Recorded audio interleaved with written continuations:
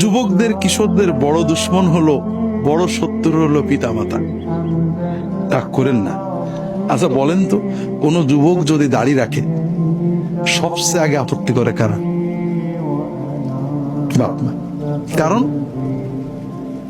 বাপ মা চায় যাহা আমার রাজপুত্রের মতো ছেলে রাজপুত্রের মতো একটা দাড়ি রাখলে বুড়ো বুড়ো লাগে, ঠিক না? তবে বাবা মার রাজপুত্র কিন্তু হাসান হোসেন না, ওই বুশ আর ফুস। হাসান হোসেনের যখন রাজপুত্র ছিল দাড়ি ছিল না, দাড়ি সবাই তো রাজপুত্র ছিলেন।